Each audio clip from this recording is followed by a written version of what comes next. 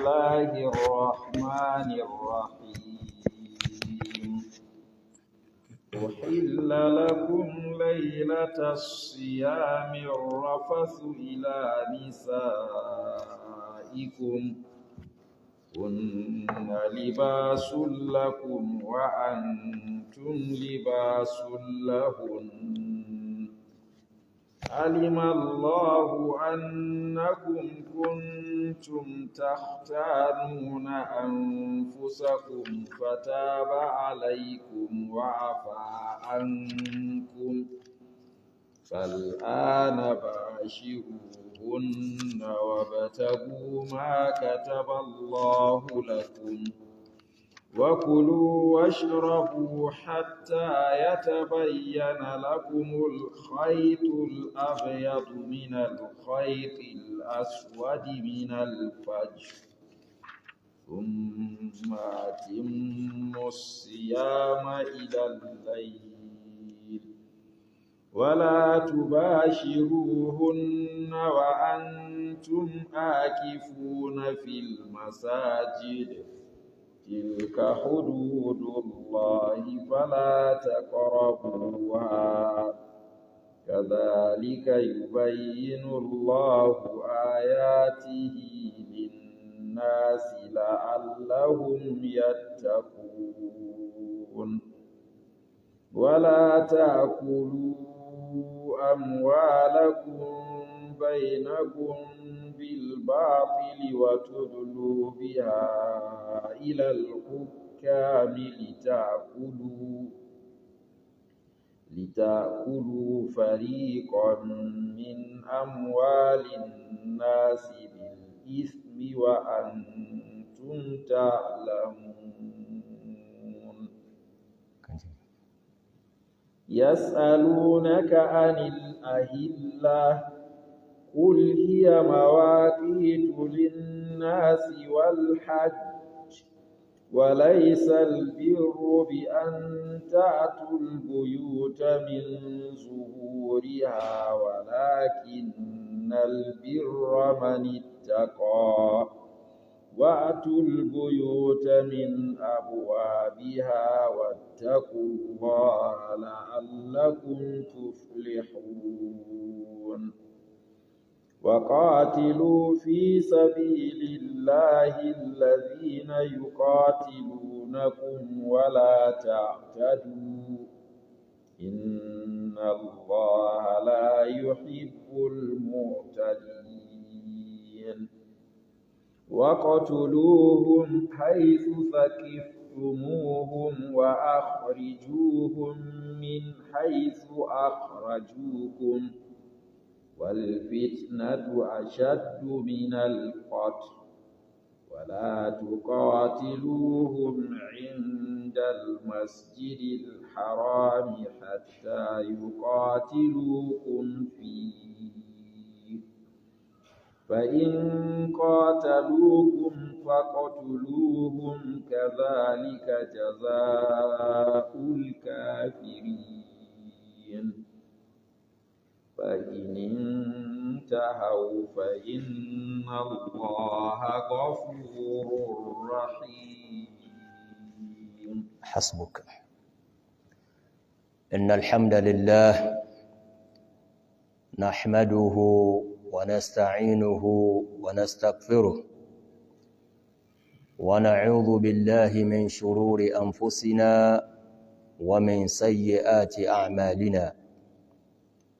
من يهده الله فلا مضل له ومن يضلل فلا هادي له وأشهد أن لا إله إلا الله وحده لا شريك له وأشهد أن محمدًا عبد الله ورسوله صلوات ربي وسلامه عليه أما بعد.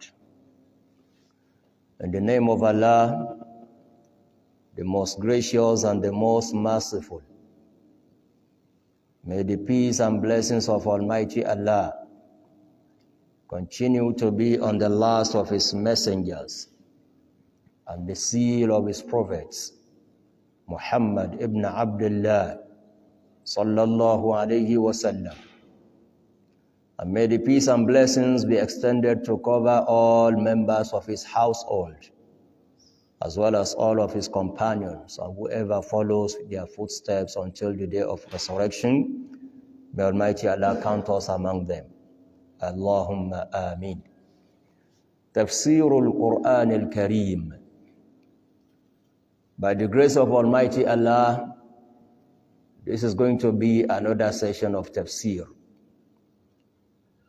where we look together and we ponder together and we reflect together on the meanings of the words of our Creator, Almighty Allah.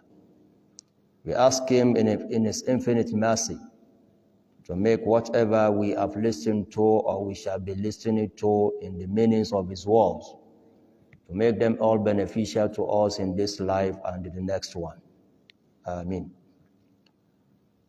Yesterday, we started commenting on verse number 187. It's a relatively long verse. It's a verse of about half a page. And that is part of what you should know about the glorious book. Verses of Al-Quran Al-Kareem are not the same in terms of their length. You may have a short verse, you may have a long verse, and the same thing applies even to the chapters of Al-Quran Al-Kareem. We have a chapter comprising only 3 verses. And we have another chapter consisting of almost 300 verses. So all these we should learn, we should know about our book. That is our book of guidance from Almighty Allah, our Creator. So, insha'Allah ta'ala, we shall continue from the same verse that we started yesterday, verse number 187 in Surah Al-Baqarah, chapter 2 of Al-Quran Al-Kareem, wherein Almighty Allah is saying, أُحِلَّ لَكُمْ لَيْلَةَ الصِّيَامِ الرَّفَثُ إِلَى نِسَائِكُمْ هُنَّ لِبَاسٌ لَكُمْ وأنتم لباس لهن علم الله أنكم كنتم تختانون أنفسكم فتاب عليكم وعفى عنكم. That is the point at which we stopped yesterday. Almighty Allah made it a duty upon every Muslim, every adult Muslim who is not on a journey and is not sick, to observe fasting in the month of Ramadan. But despite that, out of His mercy, He's telling us here that Ramadan is not taking away everything from you. And that is why it is legitimate, it is permissible, it is halal, even to have legitimate intercourse between a man and his wife during the night of Ramadan. We equally explain to ourselves the extent of the mercy of Almighty Allah, even when we get it wrong sometimes, we commit sins. It's one of the things that Almighty Allah alone can do it, to forgive and erase completely your past record, bad records, your past deeds that are not good enough to remain in your record. That is what we explained by way of saying, is by way of explanation, that human beings may forgive but not forget. But in the case of Almighty Allah, if He forgives you, He doesn't even want anybody to remind you of your past deeds. And that is why He clearly stated it in another verse. بِئْسَ الِاسْمُ الْفُسُوقُ بَعْدَ الْإِيمَانِ. Don't even ever remind anybody of his or her antecedent if they are not good. He has forgiven it and He has completely erased it from his or her record. Allahu Akbar. That is part of the mercy of Almighty Allah. And as I said yesterday, please let us spread this beautiful message of Islam. A lot of people are still looking at Islam from far and being misinformed, being misguided, being misled about the true meaning of Islam. about the true implication of being a Muslim, somebody that submits to the will and wish of Almighty Allah. It's a plus. Islam to you in your life is a plus. It is never a minus, from whatever perspective you have chosen to view it. And this is one of the ways you will see it clearly, that Islam represents eternal blessing of Almighty Allah. If He has forgiven you, nothing is left. He does not even want you to remember how bad you were in the past. It is only incumbent, it is only a duty on you to maintain that righteousness going forward. Islam does not ask us to look back. Islam does not even want us to remind anybody that has done wrong in the past of his antecedent. That is how large, how wide, how big the forgiveness, the mercy, the favor of our Creator Almighty Allah. Now He says, فَالْآنَ بَاشِرُهُنَّ. And this is an offshoot of what we said yesterday. He has forgiven you, and He has just given you the permission to do what was hitherto prohibited. What was hitherto prohibited before the revelation of this verse is to have any affair, intercourse with one's wife or one's husband, if you have slept before, or if you have prayed the Salat al-Isha, that is the last Salah that you observe every night. That was in the beginning of Islam. Having forgiven them, it followed by saying, فَالْآنَ بَاشِرُهُنَّ. From now on, it has become halal for you, referring to the beginning of the verse, أُحِلَّ. It has become halal for you to have affair with your spouses at any hour, at any minute, at any second of the night. The only condition is that that must occur in the night of Ramadan and not in the day of Ramadan. Now, if you look at the expression here, the context of this verse, we will pick a lesson from there, and it's one of the very minute and very detailed rules of Sharia. When you look at the tone here, it sounds like a commandment. Bashiruhunna. Now go and have intercourse. Does that imply an obligation? Does that imply even a recommendation? Or apply mere permissibility? 3. Whenever Almighty Allah uses the tone of commandment in passing a message to the creatures, it has the capacity of connoting these 3 meanings. It may mean an obligation, it may mean a recommendation, and it may mean a mere permissibility. The difference between the 3 is very clear. An obligation is something that if you omit doing it, if you fail acting in that light, then you are liable for punishment. That means you are disobedient.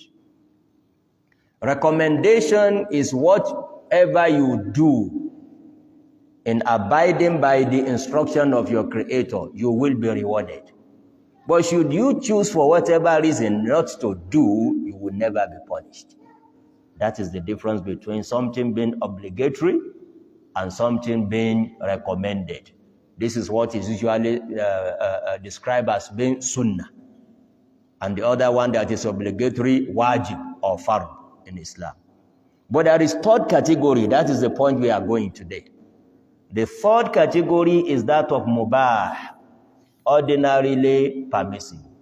Meaning that either in doing or in not doing, none of them will attract neither reward nor punishment.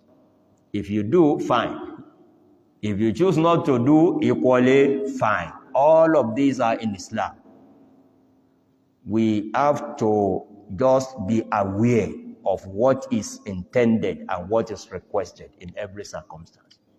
Whenever Allah puts on you an obligation, make sure you perform that obligation. Otherwise, it renders you liable for punishment.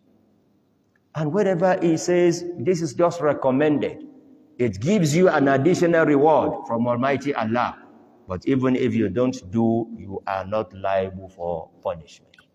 And the least category is what is permitted, permissible. Neither reward nor punishment will be attracted. Now, scholars of Islam, in telling us how to understand the instructions, the injunctions of Almighty Allah, they have laid a general principle that is very relevant in understanding the meaning of this verse and in understanding other similar verses of Al-Quran al-Karim. What is that principle? It is the principle that says, whenever something has come, as is in this verse, in a tone of commandment, but it is coming after an initial prohibition. After what? An initial prohibition. Then the rule that follows by saying do will actually take the rule that was in place before the prohibition. Let me come again. We have three issues here now. If you have something coming in the tone of commandment in Al-Quran al-Karim, like Bashiruhunna, now go and have affairs with them. And that is coming in the aftermath of what? Of a prohibition. What the prohibition originally was, do not move near your spouses at all in Ramadan, whether in the day or in the night. That was the original ruling, prohibition.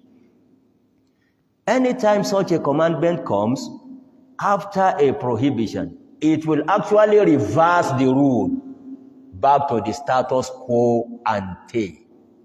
It will take the rule back to what is generally known as status quo ante. Status quo is different from status quo ante. Status quo means restore back to the status before this. But status quo ante means go back to even what preceded the immediate position before this. In other words, we will have to look back and see what was the original rule before the prohibition. In Sha'ban, before Ramadan, the original rule of having an affair with one's wife, was it obligatory? Was it even recommended? It's permissible. And that is exactly what this one is now taking us back to. It will restore the status quo ante. And this is correct. This is true in every verse of Al-Quran al-Karim, wherein the tone of commandment is coming after a prohibition. Let me give you one more example, also in Al-Quran al-Karim. In another verse of Al-Quran al-Karim, Allah says, فَإِذَا حَلَلْتُمْ فَاسْتَوْدُوا. فَإِذَا حَلَلْتُمْ فَاسْتَوْدُوا. That is about Hajj. When you are on Hajj or you are on Umrah, it is prohibited for you to go on hunting, chasing a game, chasing an animal, by whatever reason. It's not allowed when you are already in the status of Ihram, either for Hajj or for Umrah. But in this verse, Allah said, when you are through with your Hajj or Umrah, fastawdu, go on and hunt as you like. Now we will now ask a question. This is coming in a tone of commandment after an original prohibition. And the rule as laid down by scholars is that it actually restores the status quo ante. The status quo ante before going on Hajj, was it obligatory on you to hunt? It wasn't. It was ordinarily permissible, allowed. It means fastawdu here should be understood in that light. It is taking back the whole issue to the status quo ante. So, and as I said, this is one of the beautiful things that we benefited from the scholars of Islam, laying principles that we summarize hundreds, if not thousands of rules for us. Anytime you have a tone of commandment, coming after a prohibition, it actually takes it back to the status quo ante. And that is exactly what happens in this verse. فَالْآنَ بَاشِرُوهُنَّ. Now go on and have an affair. Just as it was the case before the prohibition.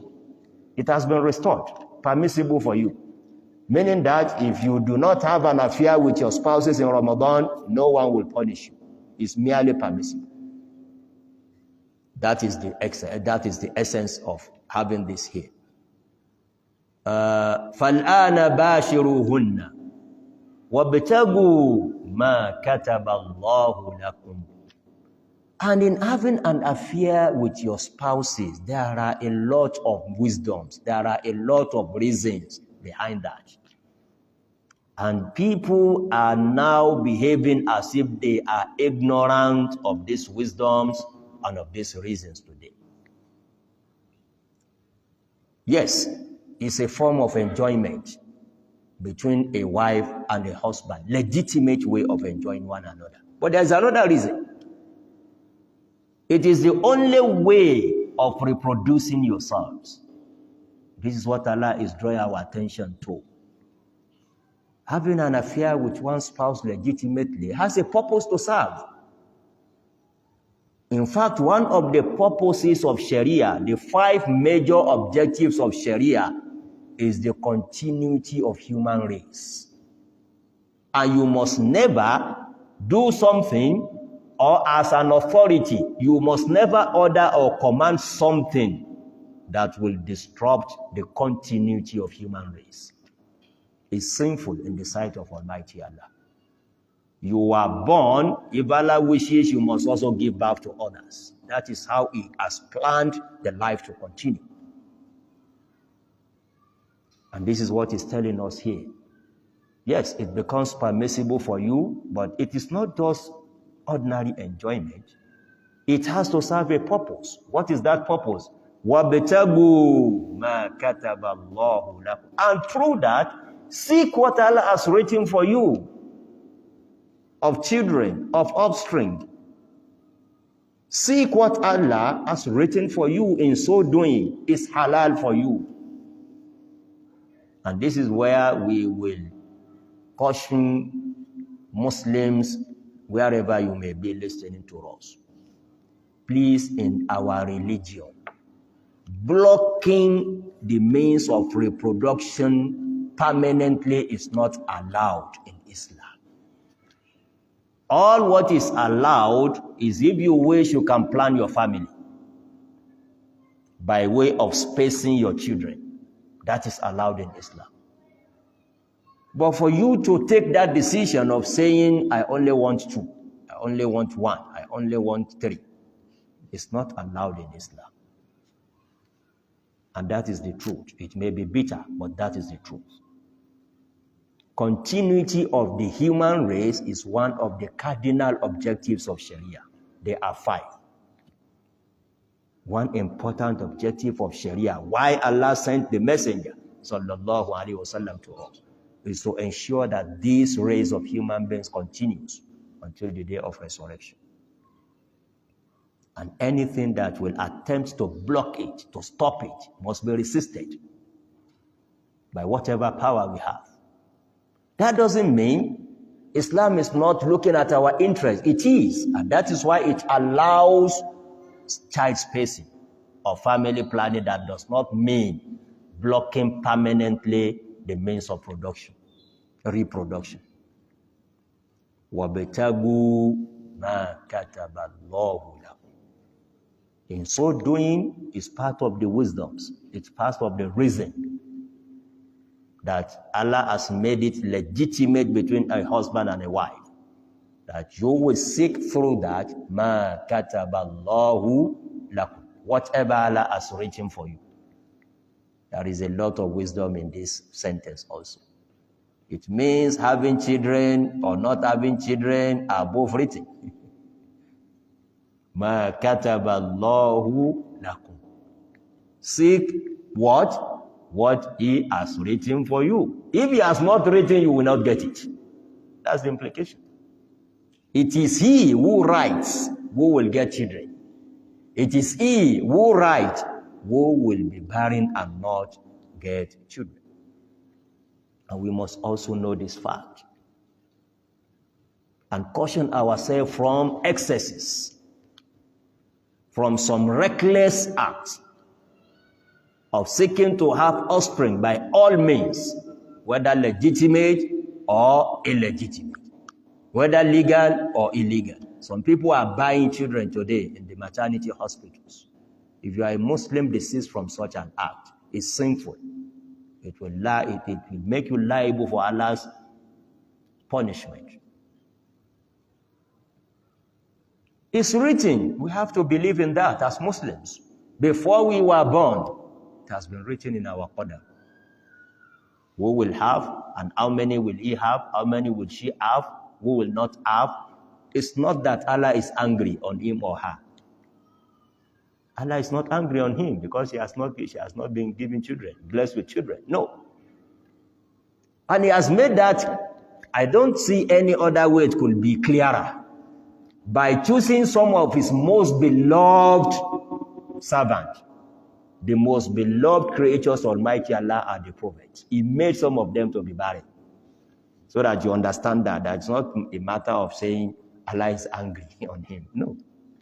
He has a plan for everything. And that is why in the verse of Al-Quran Al-Kareem, Allah subhanahu wa ta'ala tells us in explaining this, لِلَّهِ مُلْكُ السَّمَاوَاتِ وَالْأَرْضِ يَخْلُقُ مَا يَشَاءُ يَهَبُ لِمَنْ يَشَاءُ إِنَاثًا وَيَهَبُ لِمَنْ يَشَاءُ الذُّكُورَ أَوْ يُزَوِّجُهُمْ ذُكْرَانًا وَإِنَاثًا وَيَجْعَلُ مَنْ يَشَاءُ عَقِيمًا إِنَّهُ عَلِيمٌ قَدِيرٌ. The domain, the dominion, the power, the ownership of the entire heaven and earth belongs to Him. لِلَّهِ مُلْكُ السَّمَاوَاتِ وَالْأَرْضِ. And that is why يَخْلُقُ مَا يَشَاءُ. He creates what He wants. He creates according to His own wish. يَهَبُ لِمَنْ يَشَاءُ إِنَاثًا. That is why if He likes, He gives daughters to some. وَيَهَبُ لِمَنْ يَشَاءُ الذُّكُورَ. And if He so wishes, He gives son to some. If your portion are daughters, please be happy and praise Almighty Allah. But Allah started by mentioning daughters here before sons. Is an erroneous understanding for a Muslim to think that because he has not been given a son, all your children are females and you are unhappy. Can't you think of those who don't have any? And all are said in this particular verse, said is part of my way of displaying my power, displaying that I'm ever powerful to do whatever I like. He said, if I like, I give to some daughters only, no male. If it's given 10, all of them will be females. If it's given 6, 5, all of them will be females. Allah said, I'm the one acting. وَيَهَبُ لِمَنْ يَشَاءُ الذُّكُورَ. And if I like, someone will be looking for females and I will say, yours are sons. First, second, third, fourth, 5, 6, they will all be sons. أَوْ يُزَوِّجُهُمْ ذُكْرَانًا وَإِنَاثًا. He said, if I wish, I will mix the two. I give you a boy today, a girl the other time, a boy the other time. I do that also. أَوْ يُزَوِّجُهُمْ ذُكْرَانًا وَإِنَاثًا. That equation is incomplete and is going to be completed. Allah has power to do everything. And that is why the equation must be completed.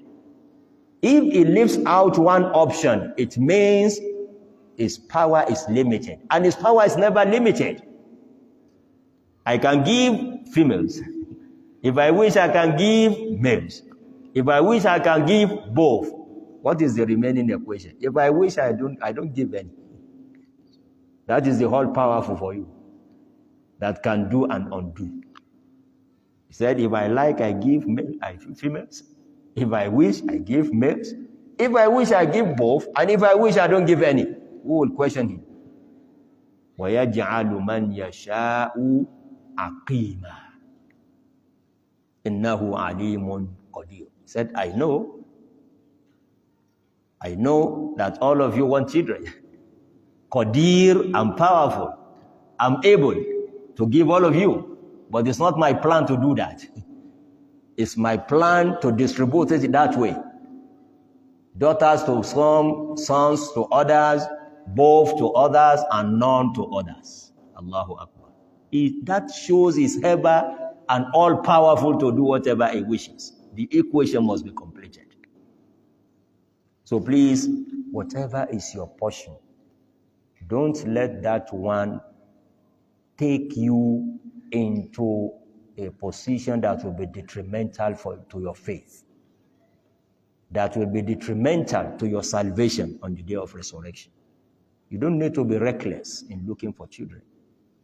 It is only what he has written. You can never change it. Ma kataballahu lakum. Seek what I have written for you. If he has not written it, you cannot rewrite it. It's impossible for you to rewrite it.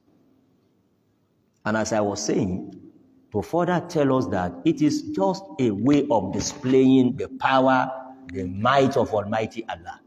It is not that to those he has given children, he is happy with them. It's not necessary. To those he has denied, that is angry with them. No. And that is why he chose for us examples from his most beloved creatures, the prophets of Almighty Allah. They are in these four categories. Messengers, prophets of Almighty Allah, they are all in these four categories. Some of them had only daughters. That's Nuh, Shu'aib. Some of them had only boys, no female. Yaqub, alayhi salatu wasalam. And some of them had both, like Muhammadun sallallahu alayhi wasallam. And some of them had none, like Yahya, like Isa, alayhi salatu wasalam. That tells us clearly that whatever Allah has written as your own portion, please take it and be happy about that. It could be worse. And praise Almighty Allah and ask Him for other favors, other blessings of Almighty Allah. The African culture is creating a lot of problem in this regard. In fact, this is not being experienced in other parts of the world.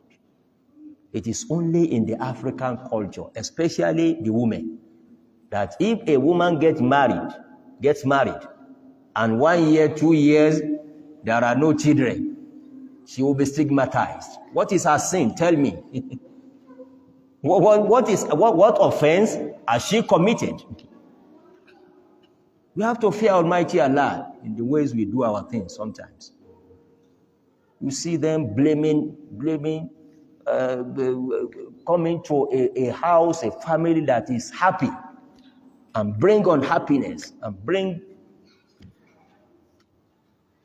Please, if you are in that habit, desist from it before the punishment of Allah reaches you. Ma kataballahu lakum. The matter of children is what Allah has written. If He has written it that way, you can never rewrite it. And this will take us to what we mentioned yesterday about assisted reproduction technology. Yesterday we said artificial. It's actually assisted. That is the correct term. Assisted reproduction technology. It's part of the ways that you can have a legitimate route and you can have illegitimate routes. ART, they have many ways of performing ART, but it's only one that is allowed in Islam. The only one that is allowed is what will actually be a form of assistance, really, as they also call it in the medical term, assisted reproduction technology. They can only assist. For example, a woman that is having problem in conceiving, but they checked on her, the egg is okay, the sperm from the husband is equally okay, but maybe there is a problem in the womb. There is nothing stops you in Islam from seeking assistance. Based on the verse of Al-Quran Al-Karim that we recited yesterday, أَصْلَحْنَا لَهُ زَوْجَهُ, that we cured the wife of Zachariah of the infertility. If your infertility is curable, please seek the cure, is allowed. But going extra miles, being reckless, careless, looking for it by any means is what we are discouraging. Allah has discouraged it. And please, as Muslims, know that as part of your faith, that ma kataballahu lakum is only what He has written for you. And subhanallah, Malam, years back, I was invited to come and talk on this issue of infertility and the position of Islam. So there were some medical practitioners in attendance. Then I recited this verse of Al-Quran Al-Karim. And a medical doctor stood up and said, medically this has been confirmed. I said, this has been more than 1,000 years ago. He said, we as medical practitioners, research upon research has established what Al-Quran is saying, that whatever intervention we make, there will be about 10% of infertility that is incurable. Nobody has cure for it up till today. And alhamdulillah, in my own research further, I also came across a research by a Harvard University medical doctor that says exactly the same thing. That in all cases of infertility all over the world, there is about 10% that we cannot explain. What is the cause? I said the cause is here. is the manifestation of the power of Almighty Allah, that the equation must be completed. I give the way I like, and if I don't give, nobody can query me. That is what is up till today. He said is about 10% all over the world, cases of infertility, that nobody can explain why. Nothing is wrong with the man, and nothing is wrong with the woman. Yet, if it has not been written, ma kataballahu lakum, if it has not been written, it can never be rewritten. And please, before it is too late, please accept this instruction of Almighty Allah. Take it in good faith. Whatever has been your portion of ma kataballahu lakum. وَابْتَغُوا مَا كَتَبَ اللَّهُ لَكُمْ وَكُلُوا وَاشْرَبُوا. In continuation of the permissibility. Now you are free, because in the beginning, just as it applied to sexual intercourse between a husband and wife, it equally applied in the beginning, even to eating and drinking. If you are fasting from the morning, and it is time to break your fast, but you mistakenly slept, that will be over until the next day. You cannot eat again. That was in the beginning. Now Allah has also removed that one in this verse. Kulu washrabu. You are free to eat. You are free to drink when it is night, from Maghrib time. Hatta yatabayyana lakumul khaytul abyadu min al khaytil aswadi min al fajr. And even what we have given you, the permission we have given you, will continue for hours until, look at the description of Al-Quran Al-Karim, until the white thread becomes clear, becomes distinct from the black thread. It's like having two threads, one black and one white. But what is being figuratively described here as thread is the darkness of the night. That is the black thread. And the whiteness of the day. That is the white thread. All what this verse is telling us is that you have that permission of eating drinking from the sunset until the daybreak, the whole night. As we said yesterday, in Islam, a day actually begins from Maghrib, because in Islam, it is that way. Night precedes the day. And we must also take note of this because it has a lot of implications on our religion, on our practices. It is the night that comes first before the day and not the other way around. Today is Wednesday. By the time Muazzin says Allahu Akbar for Salat al-Maghrib for today, we have already entered Thursday, because it is the Thursday night that will come before the Thursday itself. Now Allah is telling us you can eat, you can drink from the sunset until the daybreak, min al-fajr. Min al-fajr.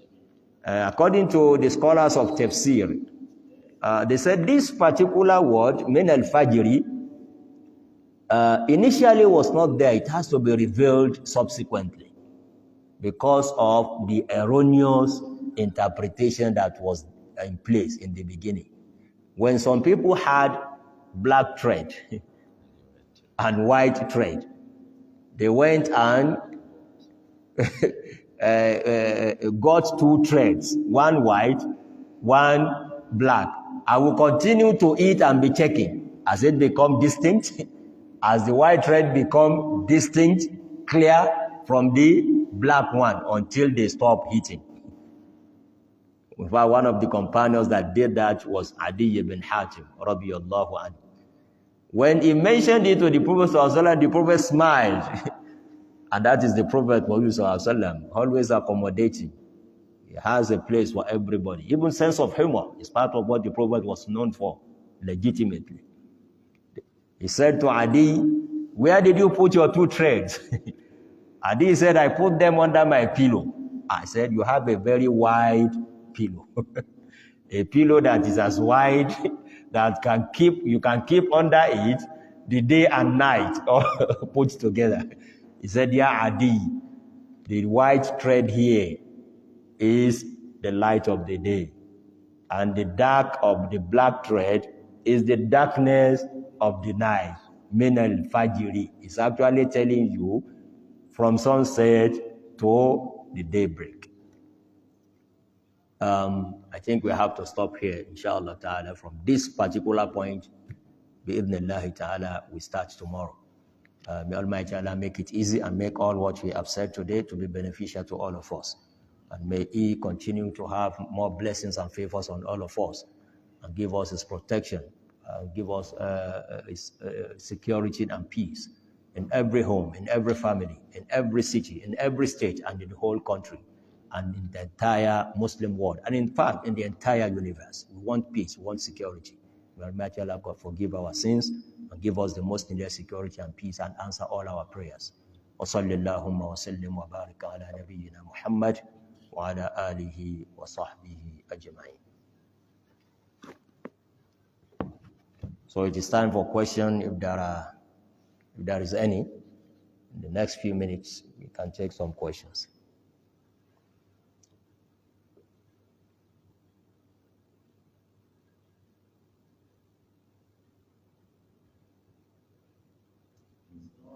Wa alaikum salam, doctor. No.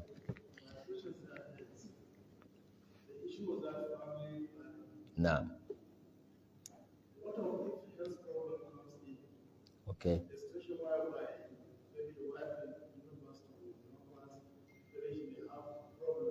Okay. Okay. Or along the line, maybe you used to give birth to sickness. Okay. As someone stopped giving birth to that situation, Okay. Thank you very much. The question is about what we mentioned in relation to what is allowed and what is not allowed in planning our families or spacing our children. The question was, what if the reason for having a permanent family planning, permanent blockage of means of reproduction. If the reason for so doing is any form of impairment or ailment or sickness on the part of the woman? That's one. Or in a situation where the fear is not on the health of the woman or on the life of the woman, but even on the life of the child, the unborn child, the embryo. So what is the position of Islam on that? If the life of the woman will be in danger because of having more pregnancy, that one is sufficient a reason, even if you have to go for permanent blockage of means of reproduction. Do you know why? The reason is very clear. It's a principle of Islam that if you have something that is certain and another one that is doubtful, you give priority to what is certain. The deduction here by ulama is that the life of that woman is what we have seen. We are still in doubt whether the incoming unborn baby will be alive, will be born successively or not. We are not sure. So you cannot, Islam is not like that. You cannot say you want to protect something that is doubtful and sacrifice something that is certain. That's a principle that says al-yaqinu la yazulu bishak. So it is unanimously agreed upon among all scholars that whatever will put the life of a woman in danger, even if she is already pregnant, the pregnancy may be aborted. If it is certain, again, as I said the other time, by trustworthy physicians, medical doctors, who know the implication of saying go for abortion because the life of the woman, the mother, is in danger. So that is the first leg. The second leg is the fear for our child, for the coming child. But let me expand that answer a little bit. Some people will say because through scan, through X-ray, we have discovered that the child is deformed. That is not sufficient as an excuse to either abort pregnancy or even permanently block the means of reproduction. Allah has wisdom in whatever happens on the face of on earth or even in heaven. So we have to differentiate between the two cases. If it is a matter of preserving the life of a woman, the mother, if a medical doctor advises, and that medical doctor is somebody that knows the implication of what he's saying, that look, madam, you have to stop childbearing. It is dangerous. It may endanger your life. It may threaten your life. Then that is sufficient, even for blocking permanently the means of reproduction. That one is not sinful. It's a matter of unanimous position among Muslim scholars. But that is not the case of what we are trying to do to prevent occurrence of something that we are not even sure of. If it relates to is deformed, is secular, or whatever, that is not sufficient as an excuse for either aborting a pregnancy or blocking the means of reproduction permanently. And this is the position of the vast majority of Muslim scholars in most parts of the world. May Allah make it easy. A written question? Okay. Comrade, then doctor. Now. Yes, comrade. Alaikum salam. In completion of prayer, I want to find out if, because if an imam is speaking, it is expected that whatever he does cover everybody. And at the same time, we're encouraged to follow him, even while reciting the verses of the Quran. Yes. Silently. At the point of attire, if one wouldn't finish the attire you are doing yourself, and the imam ended the prayer, is one covered? Okay. That's a good question. is about when one is following an imam. There are certain things that imam doing it will be sufficient for you. You don't need to repeat it. But there are some other things that we all know that as the imam is doing his own, you must also do your own. It's not sufficient, like the example given by Comrade, that my imam will even say, Attahiyatu Lillah, so I don't need to say it. If you do that, your salat is invalid. Saying Attahiyat, saying Allahu Akbar, saying Rabbana wa lakal hamdu, saying Subhana Rabbi al-A'la, saying Subhan, all these cannot be carried on our behalf by our imams. The imam will say his own, and you as the followers of the imam will also say your own. That's basic. Now the question that came from that is this.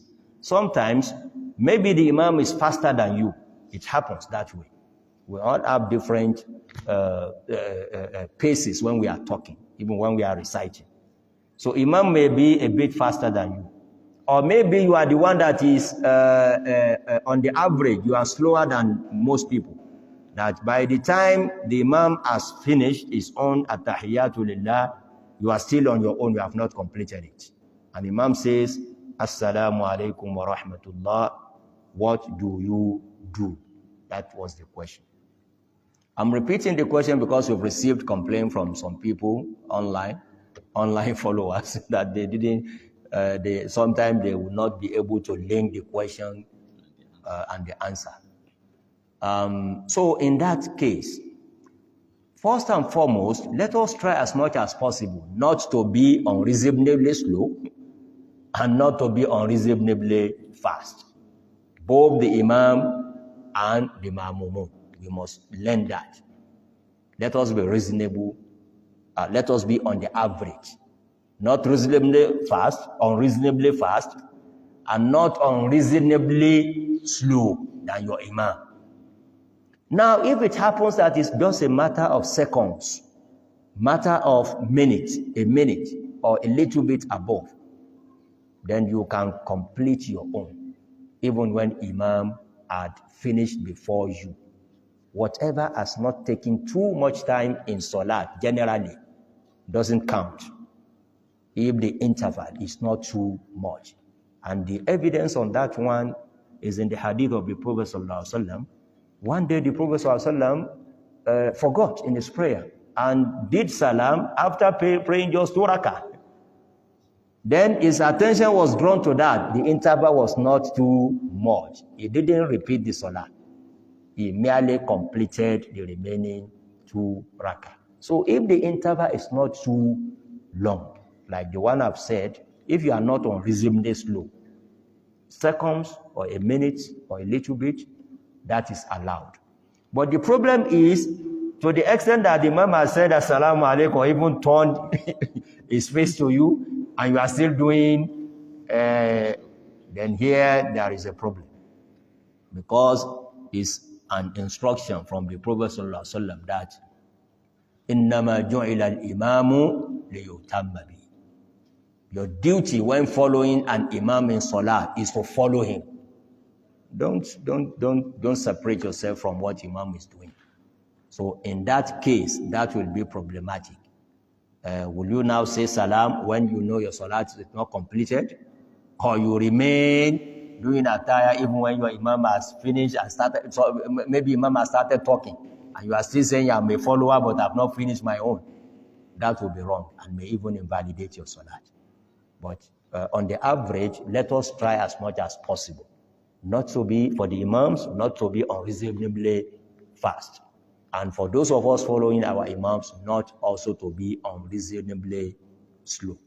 And Allah knows best. Now, Doctor, alaykum salam wa rahmatullah.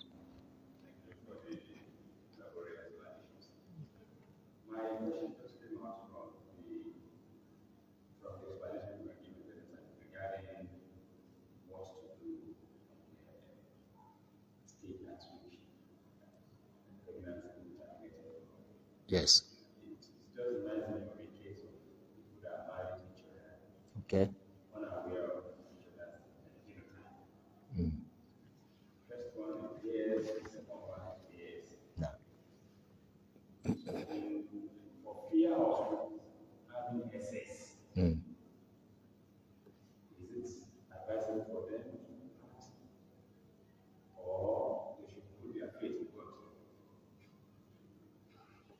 That's a very good one, and it's a question that affects really many homes, affects many families today. The issue of genotype. A man and a woman, an SS with another S, is it an SS now? Sorry, an AS and AS, that is likely to lead to having a child born as an SS, something similar to that one. Now the question is, if the couple, after solemnizing the marriage, if before solemnizing the marriage, the option is very clear. Nobody is forcing you into that marriage. If you know you want to part your ways, fine. No sin committed. But the real issue here is that they have already solemnized the marriage. There is nikah. But before they have children, they discover this. Can that be a sufficient ground for talaq, for divorce? Yes, the answer is yes. The option is yes. If they feel, although this thing is not certain, we have to say something here. We don't try to play God sometimes, because it is being exaggerated. I cannot say as a professor, say don't look at genotype, no. But I believe it is being exaggerated. But as I said, in Islam, nobody is forcing you to be a husband of one woman, and nobody is forcing you to be a wife of one particular man. You have that choice. Even in Islam, a woman may request for divorce. This is what we call al-khulur. It has a procedure to be followed. And a man has that authority of divorce originally. So if they choose to part ways based on that one, they have not committed any sin in the sight of Almighty Allah. Because it is allowed in Islam for you to see any danger ahead and said, I will not go that way. In fact, it's even recommended in some cases. So there is nothing stopping them from calling it over at that point. But can we force them to do? Can a parent or parents insist that since we have discovered this, each of you must go their ways? The answer is also no. Don't try to play God. That one alone you can never find it in any book, in Al-Quran or Sunnah or any book of Sharia, that it is a ground that will make it mandatory. It's a matter of permissibility if they choose. But what we are witnessing today is that in most cases, the parent will be the one taking the decision on behalf of the couple. It is wrong that way too. But if they choose on their own, that's okay. Allahu A'lam. Now we can go to the written questions. Because why I said this is we need to be more elaborate on this so that we don't get misunderstood. We can never encourage anyone, particularly a Muslim, to put him or herself into trouble. No. But the issue here, I kept on repeating, don't play God. It is not this sickness coming from SS that can affect children only. We have so many other ones. We have so many. In fact, some are even severer than this one. So if, for whatever reason, there is love, there is understanding, they have agreed to live by it with it, nobody should enforce on them to go their ways. Even their parents, they have no right to do that. And that is what we are saying. So if it is on their own, they choose to, fine. But for someone to now say you must, there's no backing for that in any authority of Sharia. At what age am I due to pay zakat? Fantastic. At what age am I due to pay zakat? And what if my income is low and I'm due for zakat? Well, the last leg, you have answered that. If your income is low, no zakat. In fact, I think there is Malam Abdullah, it's written there, the minimum nisab, I think. So if you have something less than, they said it's 2 million today, 1 point something, or on the average, let's say 1.5. So you be on the safer side, because you know the price of gold is not stable. It may be higher today, lower tomorrow. So it's better to be on a safer side. At least in Nigeria of today, if you have less than 1.5 million, zakat is not on you. So that has been catered for. If your income is as low as not having up to 1.5 million in a whole year, then you are not the one being asked to pay zakat. Now for the first leg, the beginning of the question, at what age am I due to pay zakat? The answer is at no age. There is no age in the qualification to pay zakat. Do you know why? Zakat is an obligation of money. We call it monetary obligation. Whoever can own, young or old, in as far as we can say this is your own money, even if you are a one year old. A 1 year old may inherit, or 1 month, thank you, madam, or 1 day. So zakat is not about age, because it's not a duty on you per se. It's on duty, it is a monetary obligation. That is why even if you are old, you have no money, you don't pay. So even now, if you are young and you have money, you must pay. So that is the equation. If you are old and you have no money, don't pay. And if you are young but you have money, you must pay. Zakat is a monetary obligation. And this is where we must also call the attention of guardians. If you have the custodian of a child, maybe an orphan that has money. Umar ibn al-Khattab, what he only did to assist orphans who had money is to encourage their guardians to trade in that money so that they get some profit that will offset the zakat that will be paid for years. Instead of just paying zakat every year, a child that is just 1 year old, when he inherited, before he comes of age, at 18, at 20, at 25, you'll be paying zakat for 25 years. That may erode a very big amount of money. So Omar will only advise them to trade on their behalf so that they get profit to cushion, to offset the effect that may have on the money. But they must pay zakat. Zakat is a monetary obligation. Why did Allah say orphans should be called by their father's name? Not only orphans, everybody in Islam must be called by his or her father's name. That's the rule. Ud'uhum li'abaihim. It's an injunction of Al-Quran al-Karim. And even to let us clearly, if someone will be exempted from this verse, it will be the Prophet. The ayah was revealed because of the Prophet himself.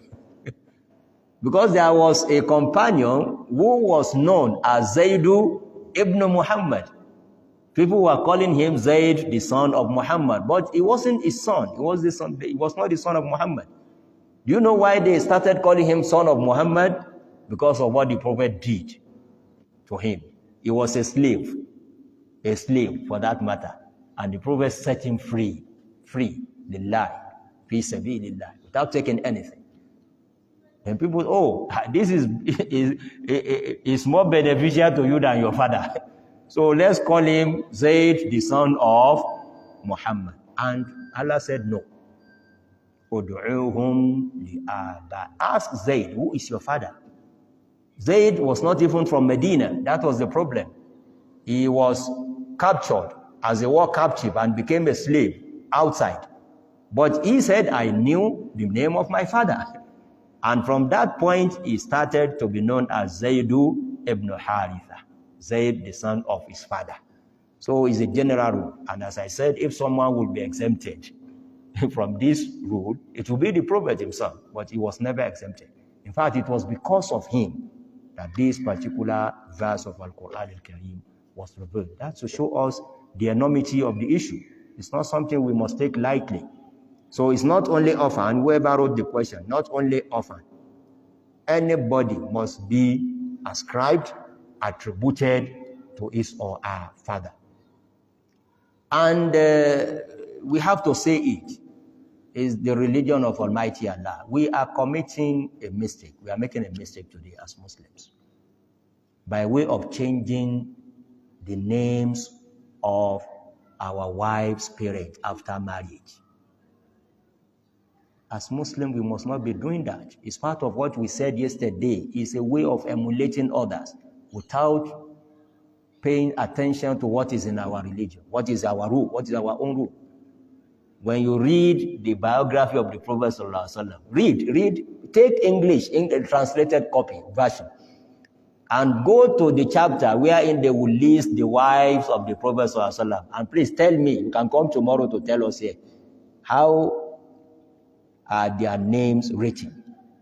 It will be clearly said, Aisha bint Siddiq, Aisha, the daughter of Abu Bakr Siddiq. Hafsa bint Umar, Hafsa, the daughter of Umar.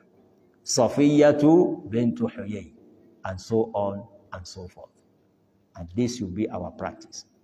This Western idea of forcing, I told you the genesis of this is a problem that they had in the West before 1814. Because before it was 1814 or 1840, 18 something, when the law was passed in the UK that says married women, that no, she should have a separate personality. So why are we copying when we have our own rule?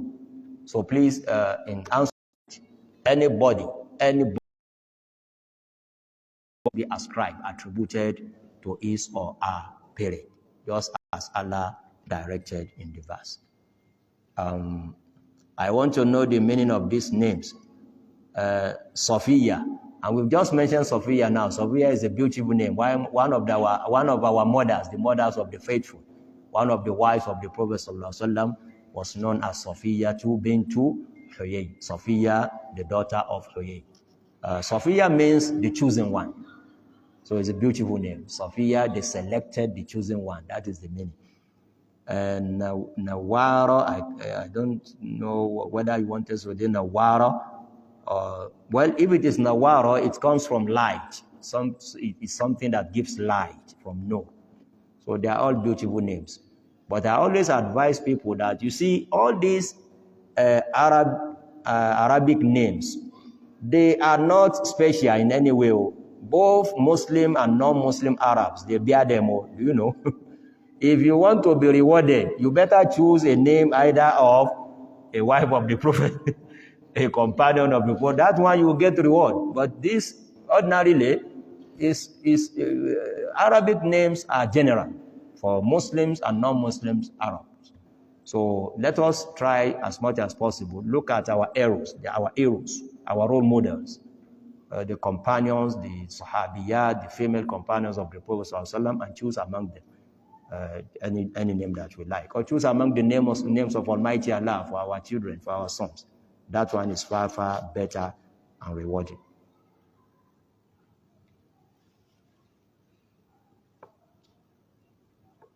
This one, I don't know why. Is the same person writing?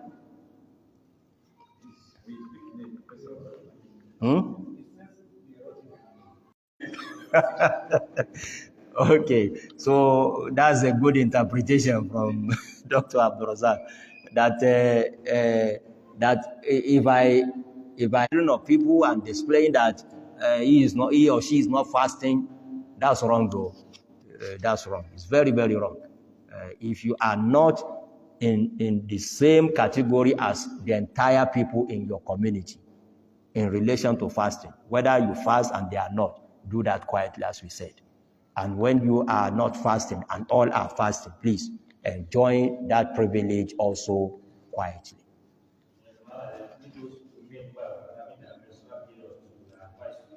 Yes. So you don't come out to say, look, come and see me eating, come and see me drinking. No. You know, Ramadan itself must be respected as a month of fasting. Ramadan is a month of fasting. You can have an excuse of not fasting, but don't violate the sanctity of Ramadan.